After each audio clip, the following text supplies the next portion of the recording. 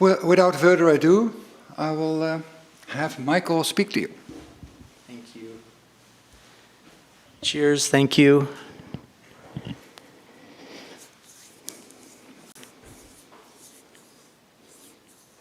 It's always an honor and a privilege to come into this sanctuary and marinate in the presence, which was really, I think, the essence of what Krishnamurti was all about.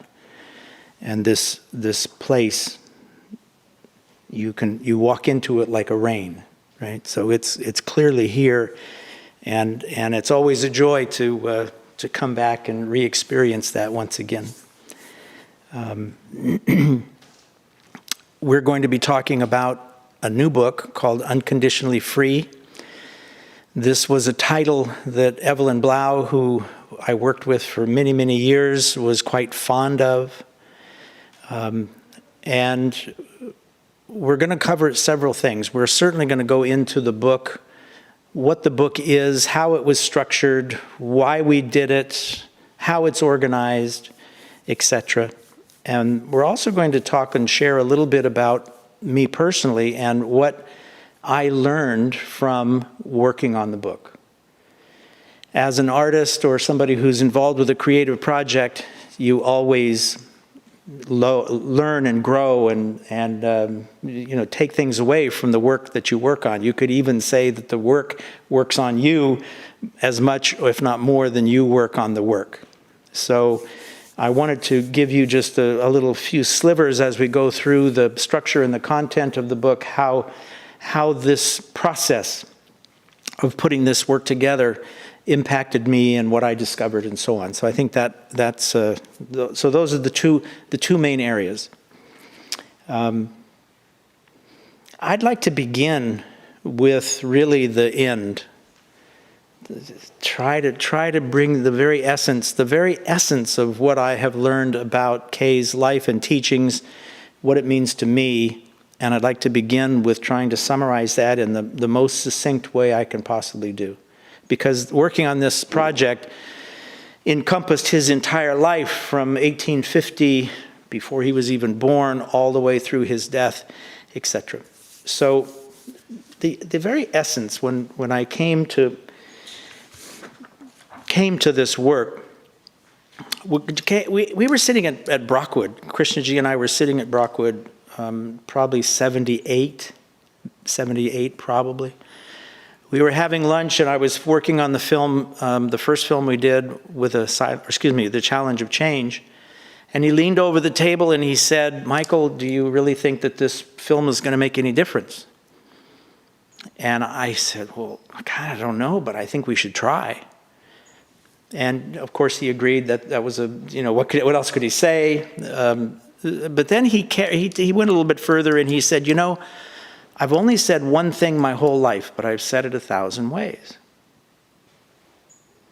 So I would challenge you to answer that question.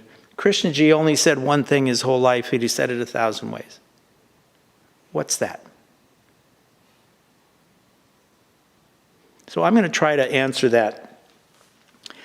First, I would say that what we call thought, which he talked about endlessly, thought is not intelligence. Point number, it's implicit in his core message. Thought and intelligence are completely different fields or different qualities, different states of mind. You could infer from that a mind that is preoccupied with thought is not intelligent.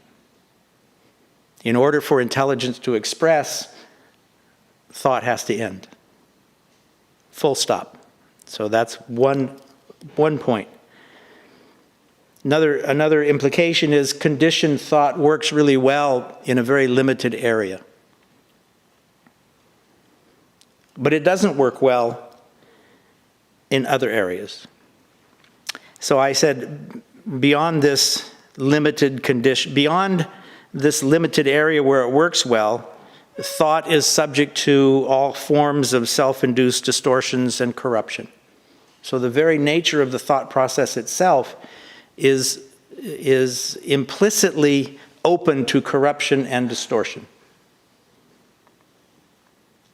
Once this, as Alan Anderson said, once this misuse of memory begins, meaning once corruption kind of starts growing within the field of thought, it permeates the entire structure, rendering humanity's normal state of attention incapable of distinguishing between a correct order and the corrupt order.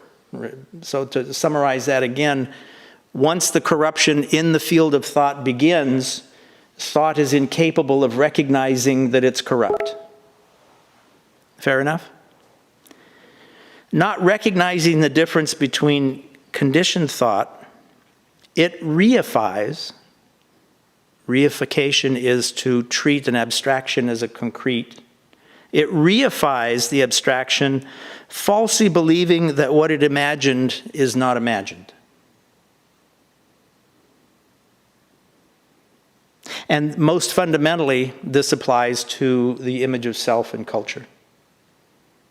You clear? Does that make sense? All right? So you imagine something, but then because the embeddedment in that imaginative structure is so deep, you don't know that you imagined it, and you don't treat it as though you imagined it. That's fundamentally built into this structure that we call thought.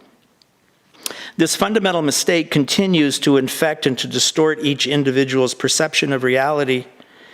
The unrecognized distortion becomes a meme, which is, I hate to use the word, like a virus, and it spreads like a virus and becomes culture because it infects others. So culture is really an extension of the implicit distortions and reification within that. And you can think of a mirror, that you look in the mirror, and the mirror has a magic capacity to enchant you. And you believe whatever enchantment you see in the mirror. That's a nice metaphor to see how this enchantment of the meme or the distortion in thought kind of goes. And anyone who looks in the mirror becomes enchanted with what they see in the mirror.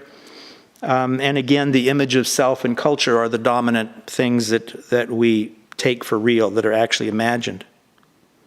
Once this enchanted distortion infects the thought process, thought becomes incapable of recognizing what it's doing and self-correcting. So thought is incapable of self-correcting once it has been enchanted in this way.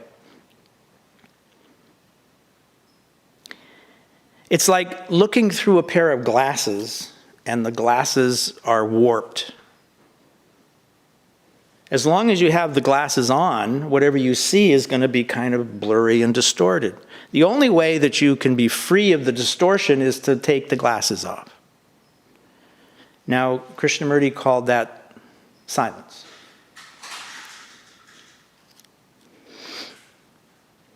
And the words that he used for silence is freedom from the known, choiceless awareness.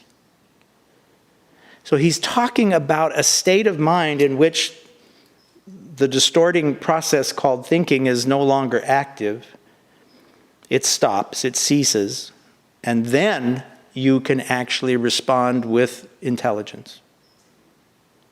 So the key to opening, or the key to the doorway to really understanding what I think Krishnamurti was really all about, is to understand that there's a difference between attention and what I call content. The whole thought process is really a content system filled with all kinds of content, and that's fundamentally different than attention. Attention isn't content. So the key to actually living the teachings, as Kay would say, is a shift from a content orientation to one of just simple attention. So attention is the key to the whole kingdom, if you want to call it that.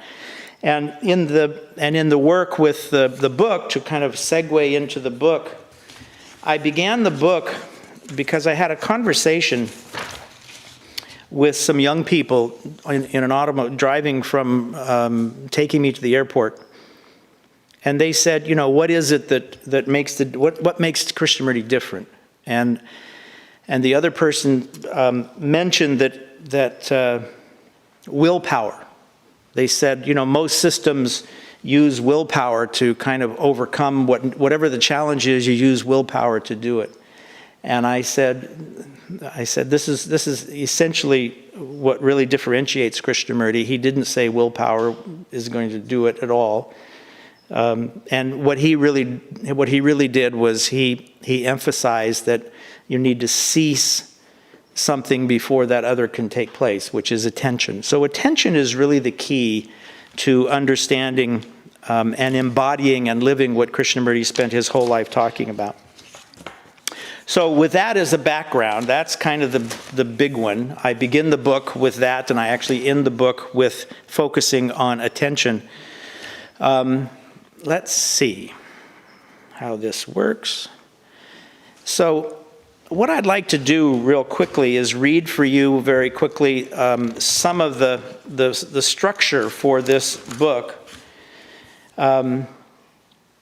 The first part of the book, part number 1 of the book, is really going year by year or decade by decade through Kay's life and highlighting what he actually said during that decade. So this actually goes back even before he was so-called discovered, and it talks a little bit about the early years and the theosophical years and the what I call the discovery period and so on. And then it just goes decade by decade.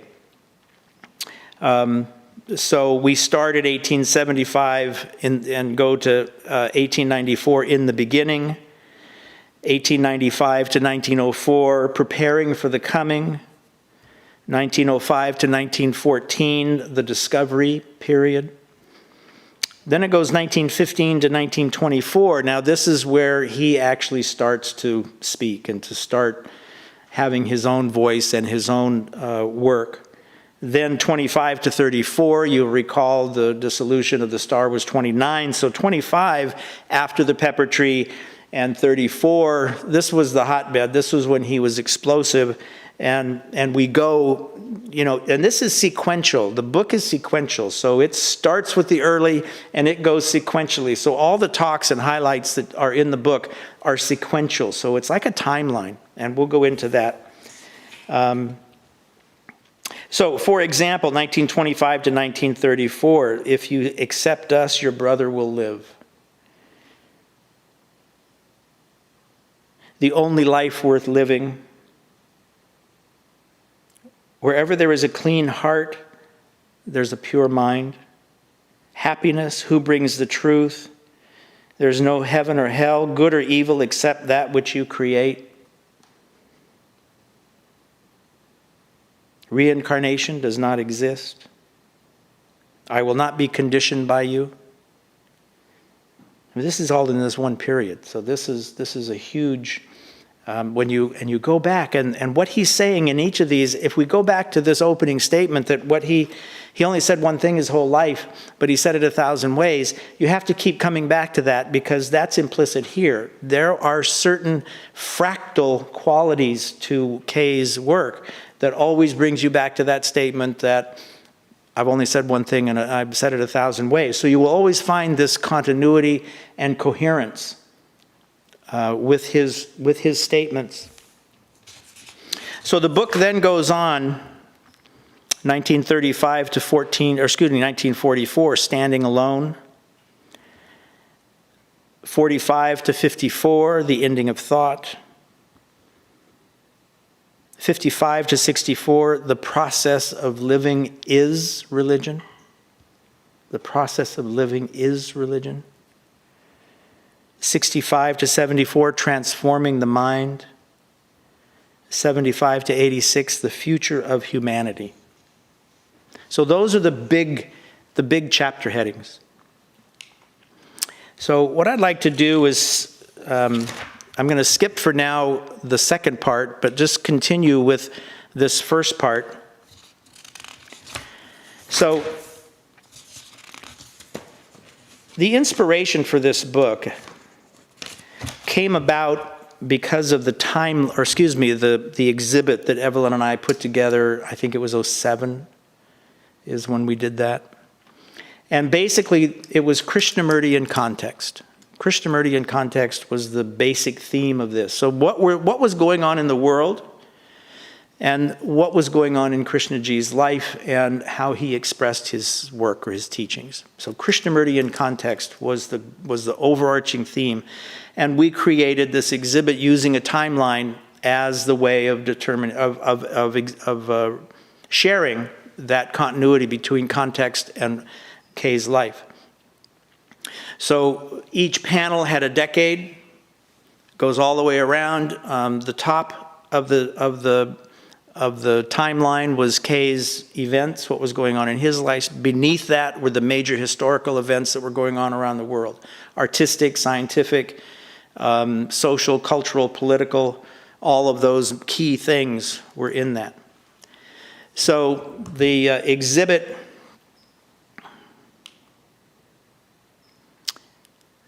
this is a nice image of the exhibit.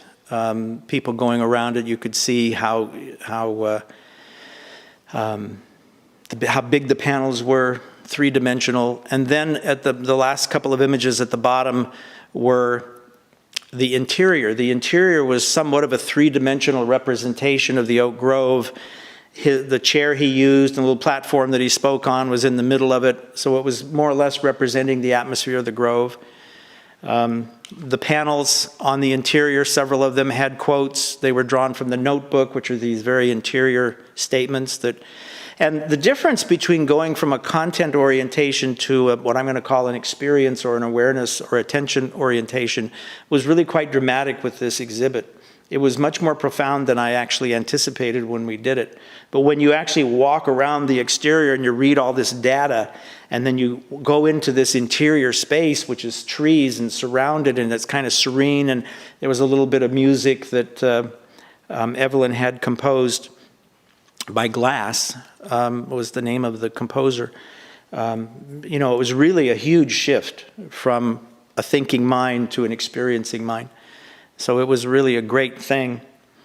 So this next image is a close-up of more or less the journey at that time of Evelyn and I working together in the various projects, of which this was one. But there were a number of films and educational programs and so on and so forth. The top image up there is, you know, Kay standing, waiting. Evelyn's giving the introduction. And then the last image is on the bottom, photographing in this room Jonas Salk with Kay and other images like that, interviewing Mary Letchins and so on. I would like to take a minute, and this is kind of a segue back to Kay in context. The current crisis that the world is experiencing today is a context. And Kay was quite clear that the inner is the outer. The inner is the outer. So we think that this, just like he said, and I'll have to find the slide, I'll come up to it later. He said, we think that the crisis is out there. We think the crisis is political and economic and social, and in this case, microbe. We think that the crisis is out there. But he says the crisis is inward, and we refuse to face that.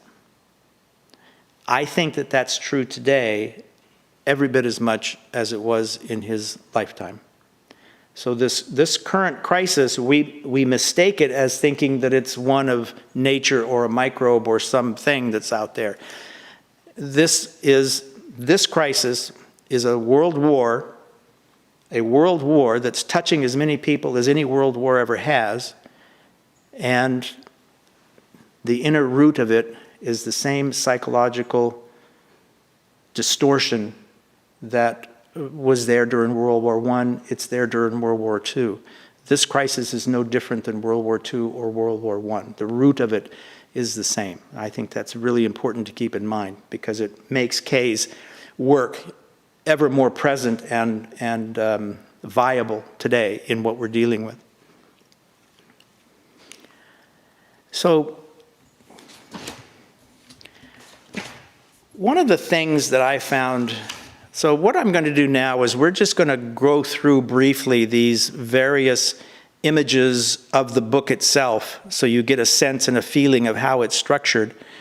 So this this overview page is a new page in addition to what was in the exhibit. And one of the things that was really quite remarkable in putting this book together was going through the Getty Library, decade by decade, thousands and thousands of pictures of the various events that went on in each of the decades of Krishnaji's life.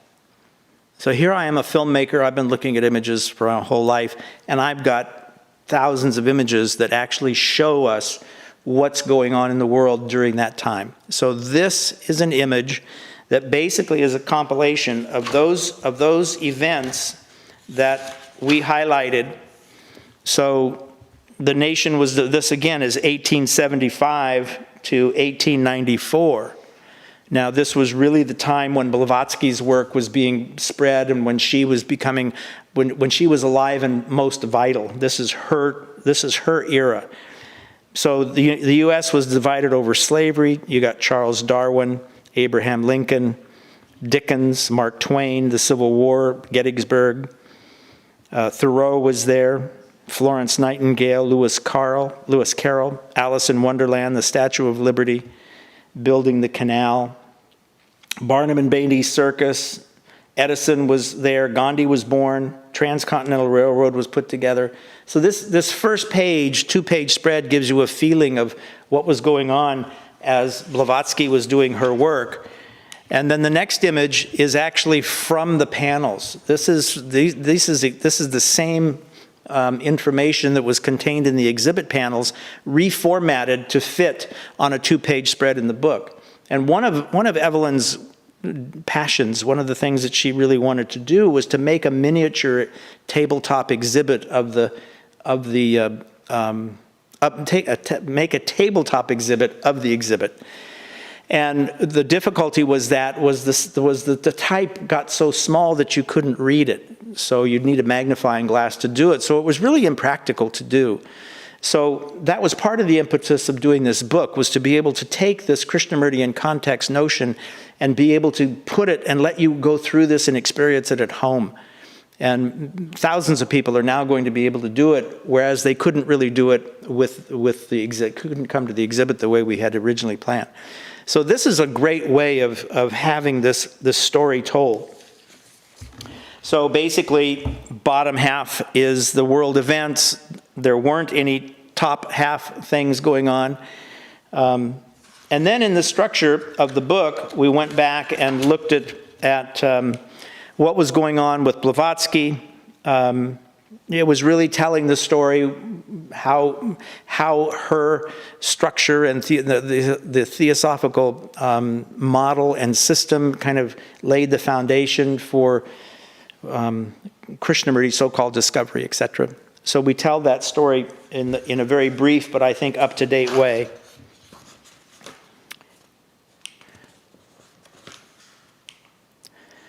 So then we come to the next decade, if you will. And here is 1985 to 1904, same idea. We're seeing Marconi, Karl Marx, Beatrix Potter. Freud was at his prime during this period. The Wright brothers, Peter Pan was written. Queen Victoria was prominent at the time. And then you have what was going on in Kay's life. Now you start to have the works of Leadbeater and Besant and so on and so forth. So you go decade by decade and get this high-flying overview of what was taking place. And then again, the content of this chapter is what was Besant doing, what were some of the quotes that were going on, again, to give you this historical context of it. So then we go on to the next chapter or the next decade, and I'm going to go through these a little briskly so that you can just kind of see this timeline and now the details. So you have the cultural overview of that decade, and then you have the details of what was going on. And that's kind of the way that this is laid out. And naturally, as you get further into Kay's maturity, what he has to say and his quotes become the dominant content of the book. So in the early stages, you're talking a little bit about Blavatsky and Besant, but then as this thing carries on, then Kay's works and his actual talks, again in sequence, become the content of the work. And this is a good example. So this is the way the book is laid out. Let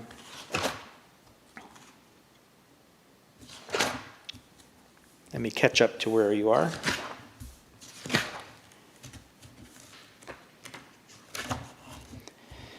So here, this is 25 to 34. Again, a huge thing. And basically highlighting this is him being in revolt, right? This is Truth is a Pathless Land and Kay being in revolt, which is a huge area and foundational, because that revolt that he was revolting against never stopped. His whole life and all of his teachings were in revolt against the same basic structures of thought and structures that express out in the world that he was arguing against and rebelling against with the theosophical ideas. So the theosophical ideas, yes, they had constructs that he had to revolt against, but more deeply, he was revolting against the structure of thought that gave rise to those structures, if that makes any sense. So that's where this becomes really breathtakingly important, I think. Never before, as far as I know, has any work been so comprehensive in a overview of the basic ideas and themes and highlights of what he spent his life working on, and each one is embedded in the context of what's going on in the world at that time. This is a remarkable achievement or concept, and again, well, not my idea. This was Evelyn's idea. It was the force that gave rise to the exhibit in the first place, and all we're doing here is expanding that and digging into it and doing much more than we could have possibly done with the exhibit. So this is a great work, and I think it's a real treasure for anybody that has a chance to see it and dig into it. So I'll just go through. Here we go. There's Shirley Temple down in the corner. Kay was, he was so influential during these years. All of the artists, politicians, Nehru, even the Dalai Lama came to see him. This was when I was talking with Rinpoche about this. This is before they had to leave India. By 4 or 5 years, they made a trip, had to leave Tibet before the Dalai Lama had to leave Tibet. And he said the Dalai Lama wanted to meet Krishnamurti. And the senior monks at the time said, well, what are you talking about? You're the supreme person. Why would you want to go meet somebody else? And the Dalai Lama had to really, insist. And arrangements were made, and yes, they went, and Rinpoche was there, et cetera, et cetera. So the most influential artists, the most influential politicians, the scientists, Huxley, the artists, you name it, they came and wanted to hear what Krishnamurti had to say. And this compilation really shows that and helps us see how that played out. So let me go on with some of this. So here we go again. I can't see on the screen which decade it is, but you get the idea of the structure of it. So going back to the left-hand image, the left-hand compilation of Getty images, you see, as you look through these images, you see the conflict. You see 70,000 people irradiated in 1 second in Nagasaki. You see that. You see the war. You see the trench wars. You see the politicians that were responsible. You see Marx. You see Stalin. You see all of these figures. You see Martin Luther King. You see the political and social and economic upheaval and the suffering that is being brought about by this. And that is the value of those left-hand pages, because in contrast to that, K is obviously saying the root of all of that is what he's talking about. What is it in the root of the human psyche that does this? And until we deal with that inner, the outer is going to continue. And that is as valid today with today's crisis as it was when he was alive. No question. So we go all the way through until he passes. Now, this was the image that goes way back at the very beginning. Let me step over so I can see it. Right. We are the world. We are the world. The inner is the outer. If we get that firmly, then we're on good grounds. We think the problem is out there. The problem is really inward, and we refuse to see that. So that is still the very depth and essence of what this man's life's work was about. And this, again, I just went through these images. These are all of these Getty image pages all by themselves. So you can just simply see, you can't see them very well on the screen, unfortunately. But that's when you turn the pages of the book, you get this historical context of the chaos that is unmistakable.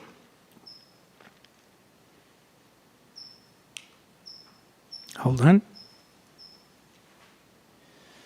And that brings us basically to part 2, now that you have at least an overview of what he's talking about. So in part 2, which is, again, a rather radical departure from anything that's ever been done before, and I actually am really happy about being able to do it. It was a real gift to me. Part 2 says understanding the teachings, and I think Mark said that if you were to print all of the teachings, the whole collected works, that it's like 250,000 pages. I mean, it's just 250,000 pages is one hell of a lot of pages. And somehow we throw the new person into this ocean of 250,000 pages. And they're supposed to make some sense out of it. And I've always felt that it was our responsibility as a foundation or as people who were close to this work or in it, it's our responsibility to provide what I would call a scale or a legend like a map. When you get a map and it's of some treasure island, well, you don't know whether it's 1,000 miles or 5 miles or 10 feet. You don't know how far the journey is unless you have a scale. And there was nothing to date, in my view, that helped provide that context. Again, Krishnamurti in context. The scale is a context that gives meaning to the map.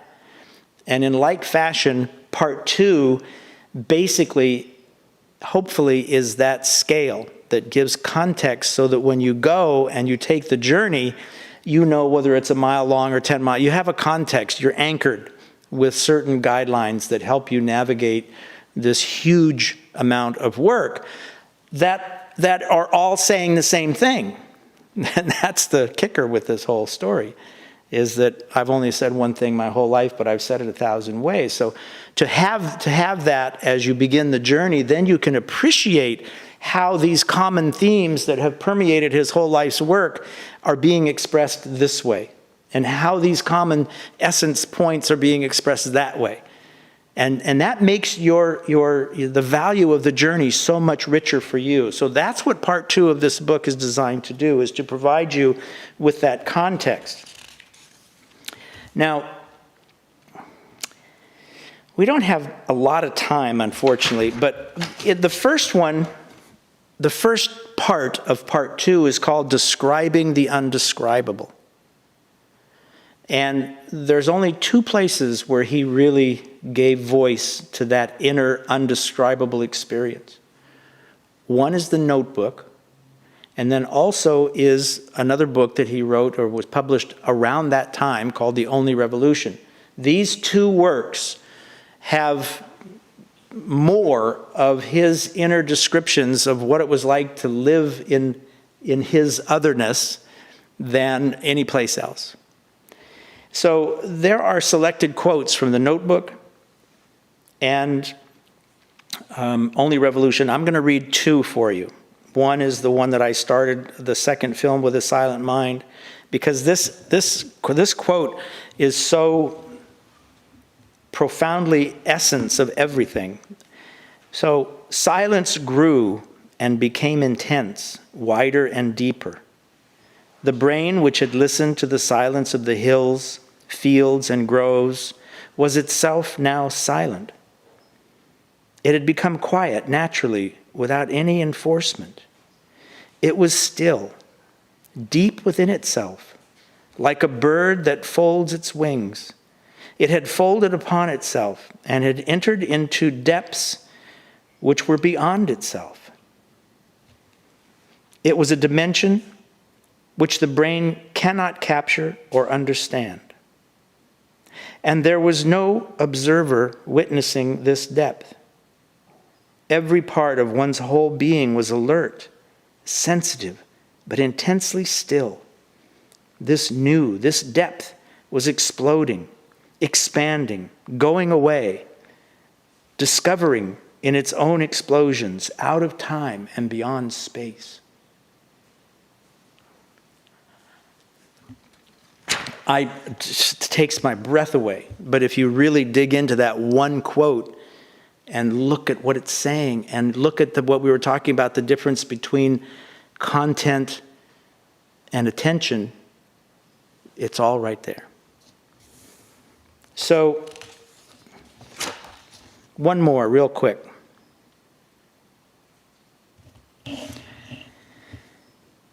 This is from the Only Revolution, I think.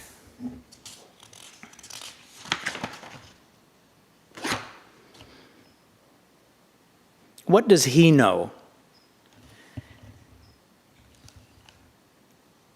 What's the need of a guru?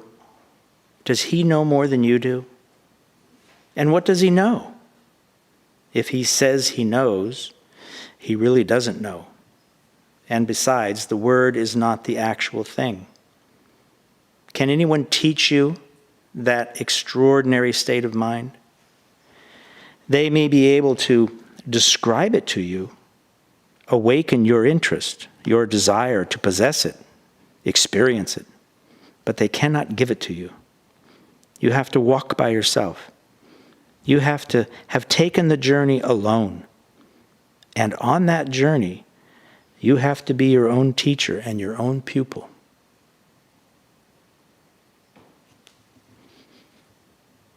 So much for the, quote, teachings. Full stop. Right?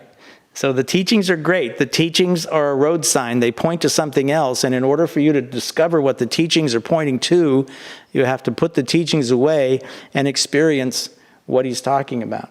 And this is the big challenge that we don't do, right? We stay in the cognitive. We don't go to silence. We don't go to attention. We stay thinking about it. And that's what this chapter, describing the undescribable, explores. So now, let's see.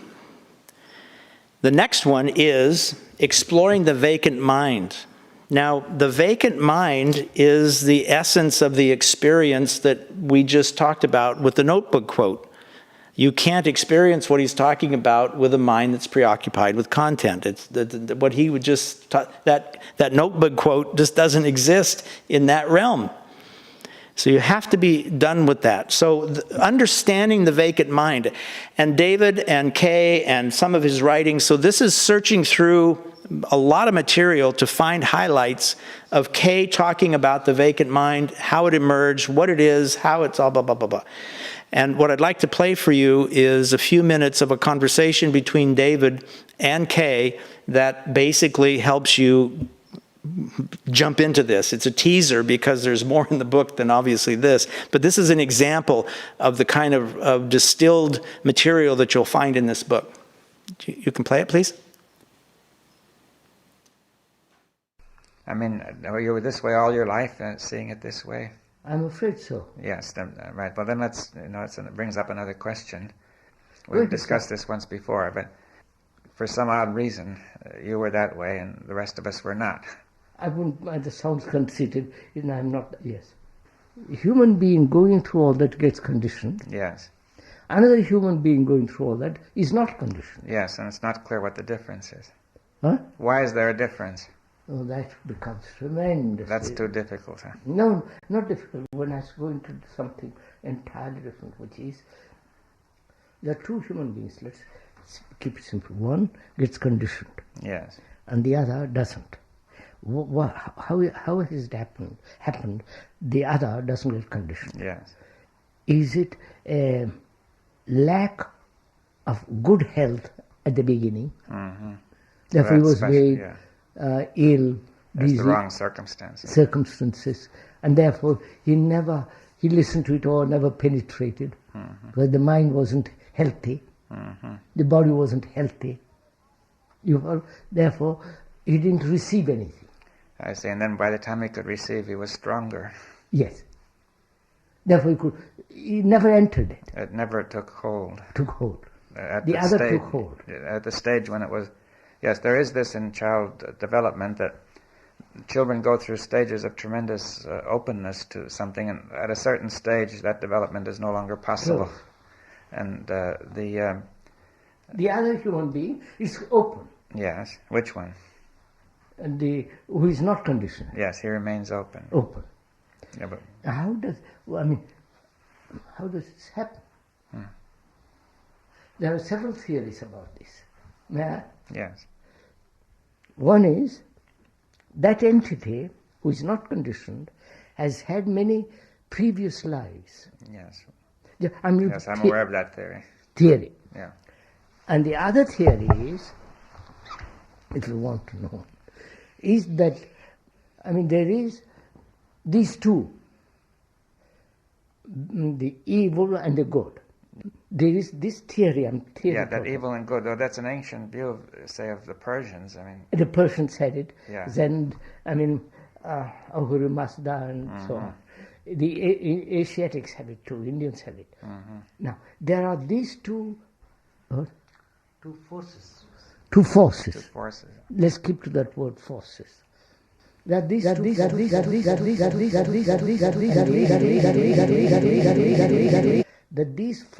good is combined, is with those who have advanced spiritually, they hold it. And evil are held by those people who are battling with the good. Yes. This exists throughout the ages. This is not something Asiatic. The Egyptians had it, the Romans, the Persians and so on. That goodness can penetrate into a human being and so keep him whole.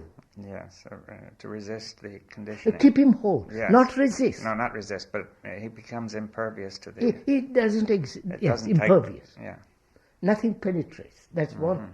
And you can add to that the whole, the Hindu-Tibetan idea of Maitreya and so on, so on, so on, so on. That's one thing. Reincarnation, the force of goodness holding a certain human being who is, that's the point, who has very little selfishness, who has very little self. Yes, but then that begs the question, yes. That's the idea. I'm just giving Yes. you the idea. So there are these two theories. And the other is, from childhood, he was ill, not fully, not capable of receiving mentally, retarded, vague. Who was vague? The unconditioned. Yeah, the other theory is that the person, the unconditioned one, began not healthy enough to pay much attention to the world. That's right. And then by the time he could pay attention, he was free of it. That's it. So you got these three theories. Yeah. Pay your money and take your choice. it has puzzled me, and I've talked with those people who knew this man who was not conditioned when he was a child. They all have said that he was vague, and would stand under a tree or watch something for hours and then went to school and being beaten and put in a corner and would remain there till the teacher said, go home, otherwise you go on staying there. So all that indicated a certain sense of not being there, moronic, if you would like to use that word, vague. And so nothing deeply penetrated. As you grew older, the Theosophical and the European culture, nothing even then penetrated. Right. Well, anyway, that may be a reasonable theory. It's, Yes. and, That seems fairly reasonable. yeah. But that doesn't give you the whole of it. Please, I'm not saying I'm unconditioned. Please, don't be silly on my part to say it. So there is this. Then problem then is, how does this perception which is beyond attention, beyond awareness, beyond concentration, of course, concentration is out anyway. completely out, come about? Must every child become ill? Be unhealthy? Well, no, anyway, most children are unhealthy, just succumb even to worse things. It's pure, very fortuitous that it would produce this effect. Yeah. Can this be cultivated? Obviously. Great. So because our time is short, we're going to go right on to the next one. The next section in the book was basically highlights from my conversations with Samdong Rinpoche. And again, because we don't have much time, I'm going to dive right into the video and let it speak for itself. But this is a highlight. I'm giving you this so that you get a feeling for the richness of the content throughout this whole book. The book is 300 pages. This is a big book.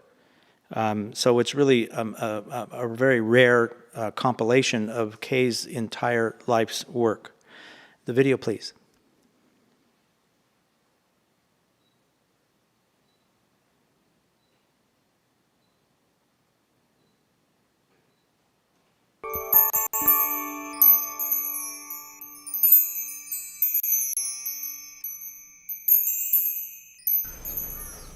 Symbols and metaphors are being used many times, but the most effective is negation.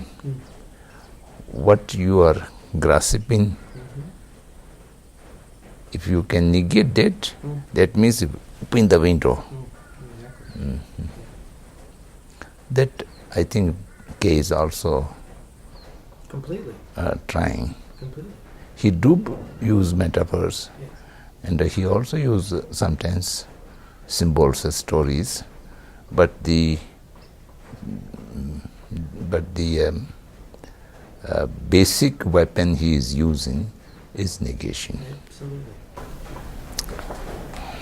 This is still from Opening the Wisdom Eye. Okay. He's talking about threefold training. Yes. And he's making a comparison with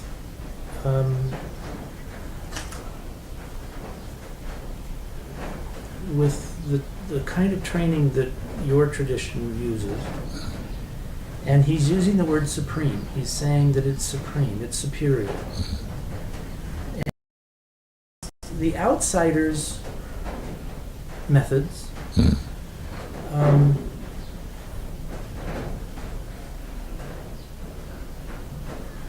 basically he's saying that they're limited.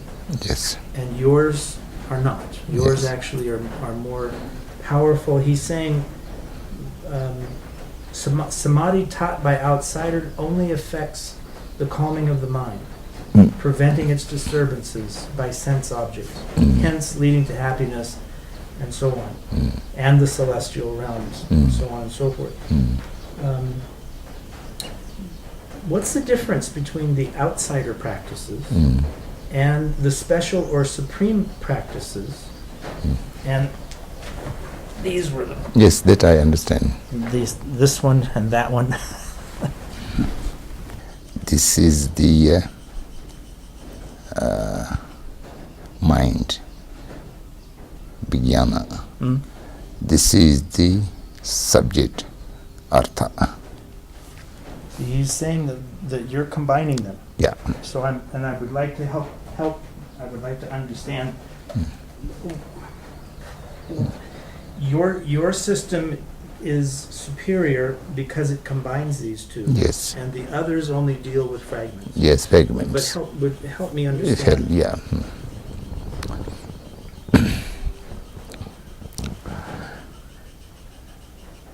Actually, this is very ancient Indian technical world.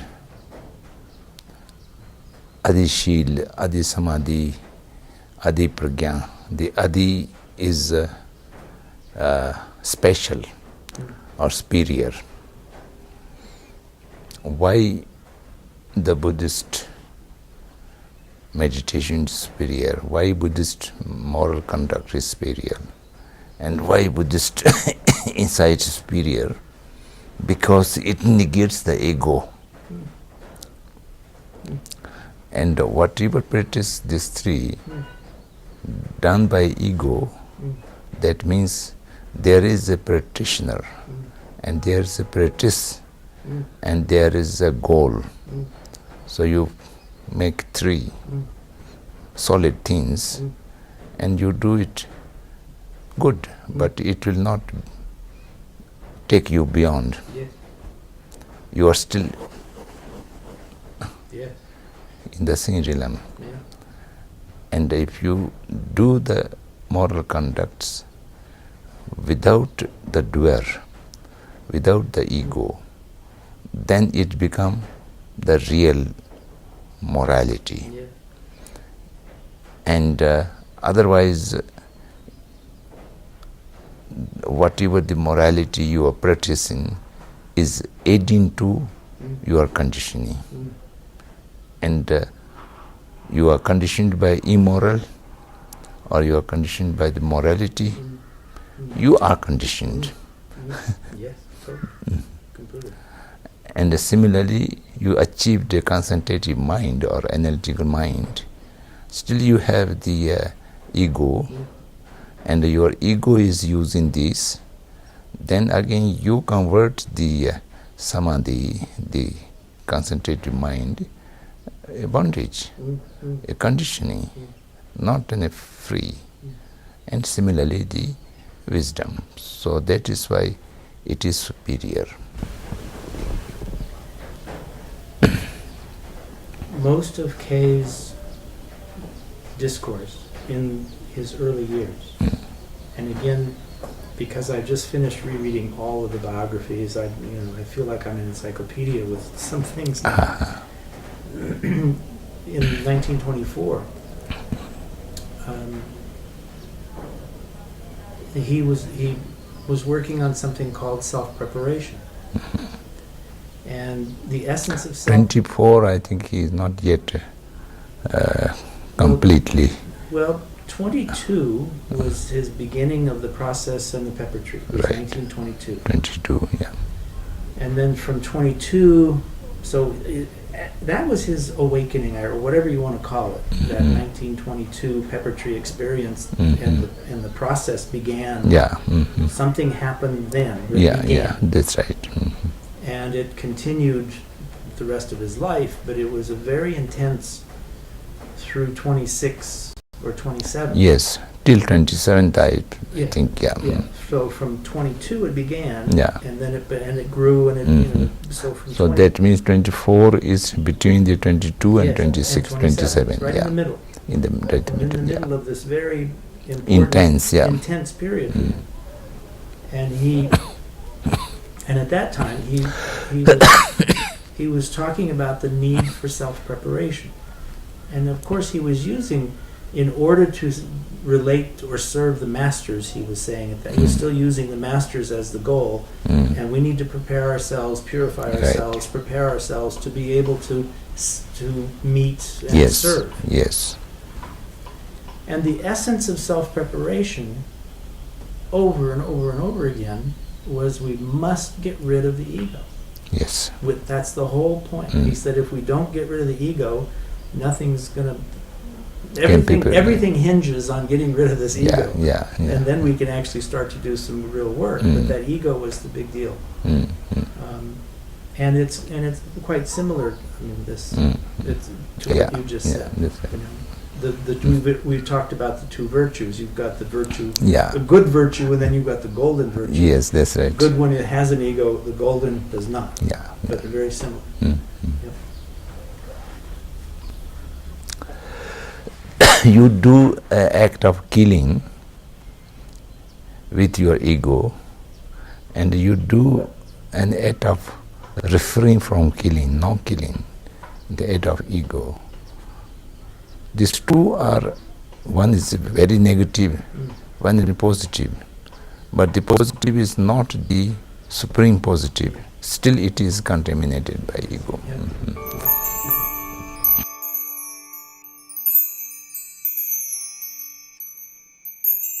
So, Samdong Rinpoche, so there's a whole section here of highlights of his, of our discussion that's in the book, Always Awakening. And again, I have to emphasize, there is no other person on the planet, and that sounds so strange, there's nobody else on the planet who spent the years in dialogue with Kay and has looked at what Kay is talking about, and equally spent his entire life as a Buddhist scholar of the highest level. This man was asked by the Dalai Lama to be the first prime minister of Tibet in exile. He's the practical guy that put into implementation all of these new and crazy, wonderful things that the Dalai Lama's done. And so what he has to say about Kay is unparalleled. So I wanted in this book to have highlights of that.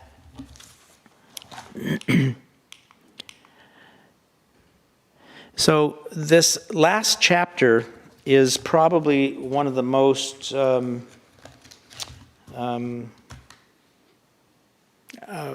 revolutionary, unusual, and I call it a map.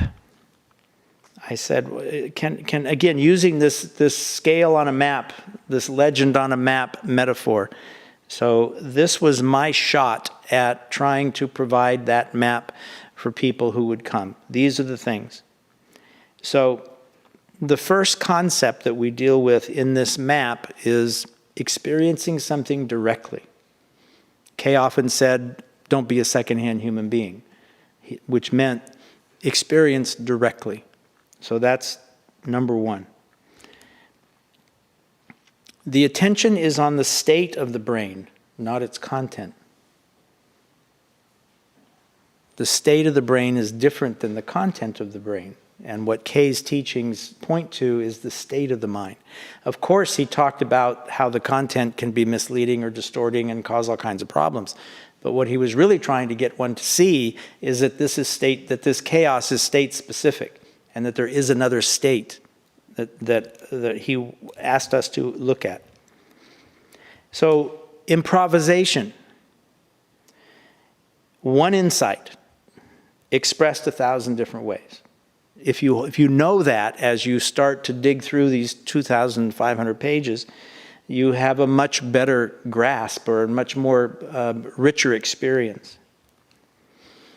David Bohm spent an entire year reading one book in order to understand how Kay used language so that he could then interact with Kay's use of language. And this is critically important. You have to, and the Rinpoche and my discussion is equally important. You have to understand how he's using language, otherwise you're lost. So a unique use of language.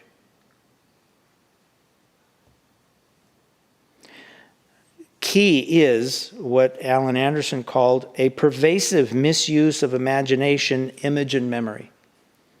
The brain simply has not evolved the capacity to keep track of what it imagines and keep it all straight. So we get lost in our own enchantments and we lose our reference point and we don't know what we started with and where we're going. So this is an important concept.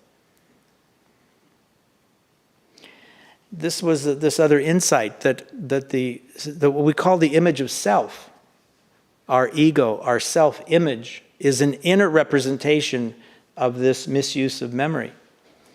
The outer expression of this misuse of memory is culture.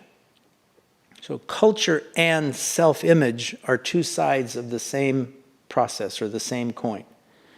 And once you grasp that, then when you read K, wow, it just becomes so clear.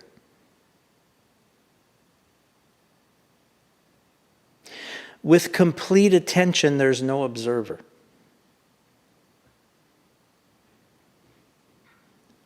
You could say with complete attention, there's no thought.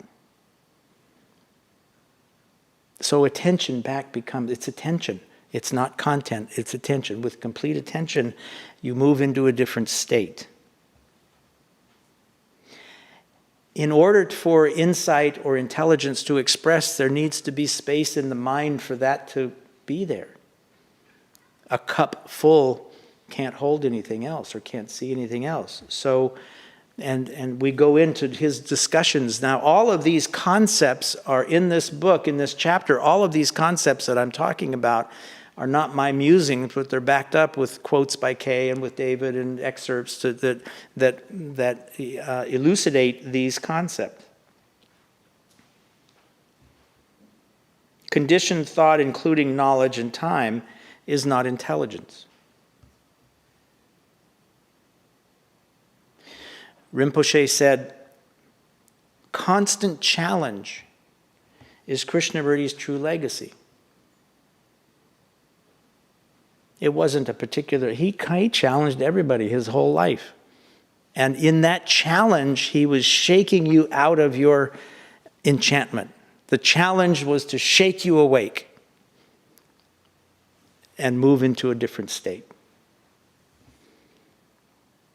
And finally, using concepts to go beyond concepts. So there are 1,000,000 different concepts that Kay used as metaphors. Each one of them were pointing you to this other state instead of more concepts. So using concepts to leverage you out of concepts. So these are some key facets or key attributes of the map. So with that, let's move straight on into some questions if you have any. Yep. Yeah, go. Great. Yeah, I'm ready. Thanks, Michael. Yeah, sure. So I'm Corey here again, and I'm here with Gianni, who's been working with us and helping a lot developing the online courses that we mentioned before that we're soon to launch. I know we have quite a few questions from people that have watched it online.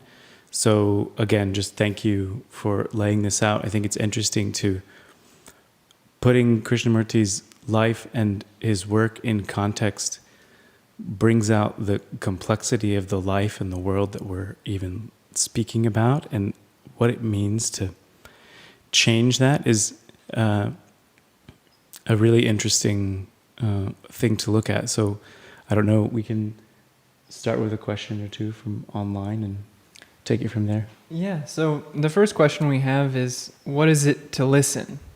What does it mean to truly listen? What is the quality of the mind that is listening? Silent. Sorry, it's as simple as that. That's back to the state, right? So you have these two states. One is filled with content, which is thought, condition, memory, blah, blah, blah, blah, blah. And if that noise is on, then obviously you can't listen. You're listening to yourself, or there's distortion. You're not really listening. There's too much going on. So in order to really give complete attention, so listening is giving complete attention. Choiceless awareness is giving complete attention. Freedom from the known is giving complete attention. So listening is a function of giving complete attention to listening. I think that ties in nicely with another question we have from the audience, in the sense that you're speaking about this content. I mean, you talked about it at the very beginning of your presentation, and you talk about the power of attention, and that is the quality of the mind that's listening. So this next question is, so who will kill the ego? Nobody. The ego can't kill itself. The ego, it can put on a masquerade and pretend that maybe it's going to try, but it's still the same state, just fragmenting itself, chasing it around and putting a different mask on. So the only way to kill the ego, if you want to say that, is to negate it, to pay complete attention. As soon as you pay complete attention, there's no ego. In order for their ego to be there, conditioning has to be expressing, so you're back onto the other side of the fence. So the only way to rid yourself of the ego is simply to pay complete attention. Period. You can't. This is what he rallied against forever, right? Methods are an ego trying to accomplish a goal. Becoming is an ego trying to become, is somebody trying to do something, it's trying to achieve something, etc., etc. All of those are still in the same state. It's rearranging the furniture, but it looks different, it feels different, but it's not different. So in order to get to different, you have to stop this, and then the other is. So one thing, I think an interesting point about that, because a few times in your presentation you brought up this thing about, so even during Krishnamurti's life there were plenty of examples of large crises, wars, devastations, and you mentioned often so we see these things, but we have this inability to recognize that the source of the crisis somehow is within ourselves. What is it that inhibits because I think it's somehow related to this thing about attention, what is it that inhibits our ability to recognize that this crisis starts with us and not something outside of us in the world? So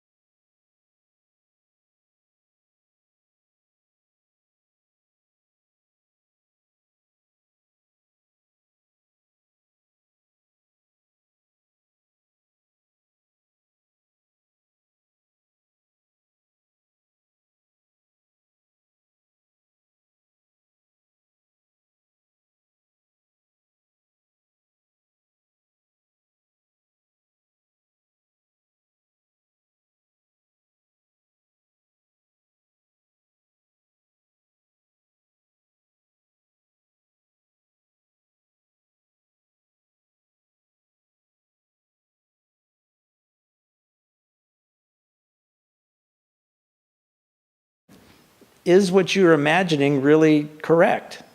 We don't do that. Where did you take a class in that? Nobody taught you a class in that. So in order to, there are methods and practices that have been around for centuries to help one begin to, what is the word? Media literacy. Media literacy was a class that people taught to take the viewer behind the scenes of media and understand how it's put together and what it does and how it affects people, and so that it gives you a prophylactic and helps you not be, sucked into it completely. It just gives you you're mindful that it's of these techniques that are being played on you. But we don't have a media literacy class for thought or for imagination. We're just thrown into it. And it's so powerful and so enchanting that we get lost. Now, Bohm looked at this quite carefully, and he advocated that we simply had not evolved that feedback system so that we could be media literate with thought. He called it proprioception of thought. We have proprioception of the sensory motor system, so we know where the body is when it moves. There's a feedback system, so we know that. So otherwise, how would we be able to navigate the world? So we don't have a proprioceptive feedback system for thought. And that was his contention, that we needed to evolve that. We need to do that. Kay's answer to that was attention. Right? The only way that you're going to discover the limitations and problems and corruption and distortions in the thought process is to be out of the thought process. You're not going to be able to see it within the thought process because it's already corrupt. So you have to be out of it. So you have to move to this new state of attention, pure attention, giving complete attention, in order to then look and have an insight into the corruption and distortion that's implicit in thought. You can't do it from within. You have to be out of it to do it. So that would be my answer, long one, but that's the deal. Make sense? Yeah. Okay. Thank you. Take another. Yeah, perhaps I can bundle together two questions that we've gotten from the audience, because you both touched on the sort of Tibetan Buddhist training you mentioned, right? It's a sort of media, you compared it to the media literacy class, and to suggest a sort of thought class or something along those same lines. We have the first question is, did Krishnamurti ever talk about thought creating reality? Many people nowadays say that thought is so powerful that it can create a better world through visualization. And then we also have another question, which is what parallels you have found in Krishnamurti's work in Buddhist meditation and wisdom? Well, those are two very different questions. So the first of which is what we think of thought is this capacity is like one sliver in the electromagnetic spectrum. So we think that we're dealing with the whole scale, but it's not. We're only seeing a very narrow slice of it.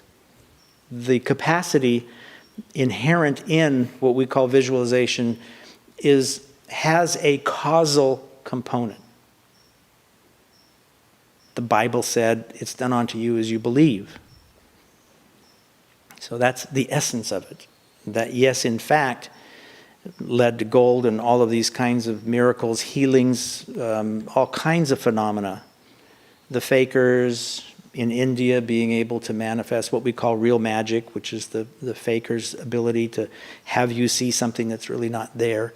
All of these phenomena, walking on fire, right? Fire walking is a classic example of not thought, but consciousness having this causal aspect that goes beyond our Newtonian models of what physics is. So there's no question that we have within us those capacities, but I would not call it thought. In fact, I think that these states, it's a state, it's not content. In order to access that causal nature of thought, you have to go beyond what we call thought. So I do think that they're valid. One of my dear friends, his name was Joseph Chilton Pierce. This is where he started his work. He wrote a book called Cracking the Cosmic Egg, which began by exploring this causal capacity to go well beyond what we're talking about. And fire not burning was his doorway to it. And he spent 50 years looking at it. So first part of your answer is yes, there is a causal aspect to our, what we call consciousness, that is way beyond the thought, but you're not going to get to that causality through this little tiny sliver that we're conditioned in. So that's number one. Number two, I am not a Buddhist meditator. I've read 8 books on Buddhism, most of which came from the Dalai Lama.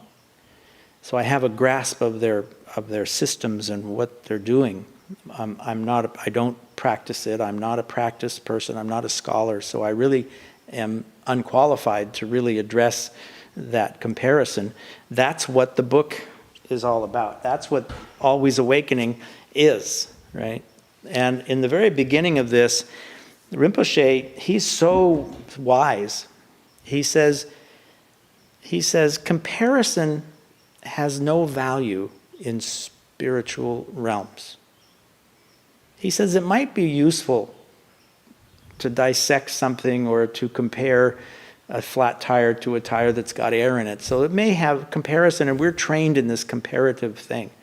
But he says you can't, there's no comparison between Buddha and K. You can't compare the two. By inference, he says they, Buddha and K, he said there's only one enlightenment. This is a great statement. There's only one enlightenment. And then he said anybody who becomes enlightened or realized in that way, they all see the same thing. They discover the same thing, which is this limitations of cognitive thought. They all see that. They get it. But how they express it, they have to take that insight and they have to jump back into thought and they have to express it in language and they have to use metaphors in order to share their realization. And that's dependent on the culture, on the language, on the audience, on who there's so many variables in that. So the description is not the described, and it will never be the described.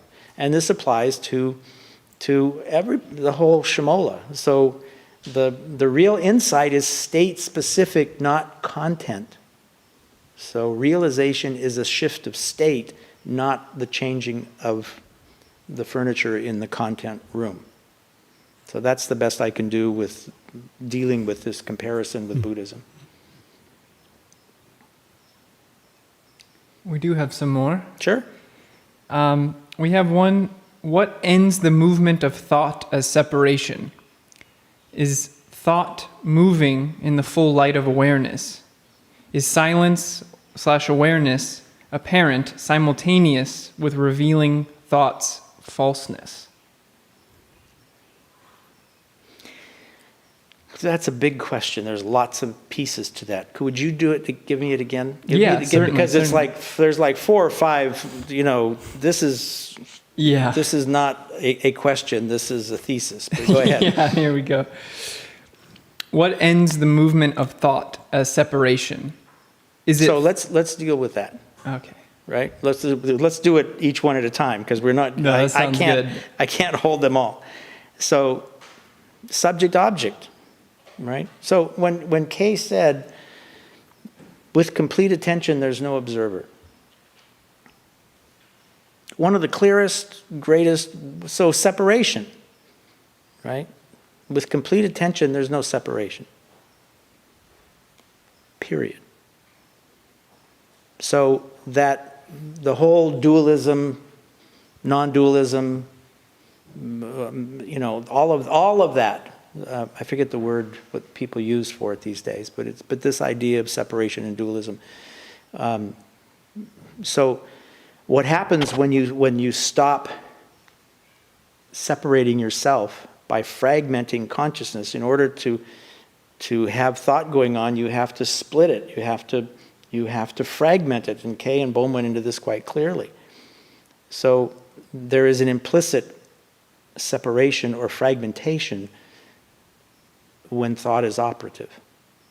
It's just built into the system. And that implicit separation disappears when thought ceases. And then, as he said, it's a dimension that the brain can't understand, etc., etc. So he refers to that over and over again. Let's go on to the next part. Yeah, I think that feeds in nicely with the last part of the question, which is silence/awareness apparent simultaneously with revealing thought's falseness?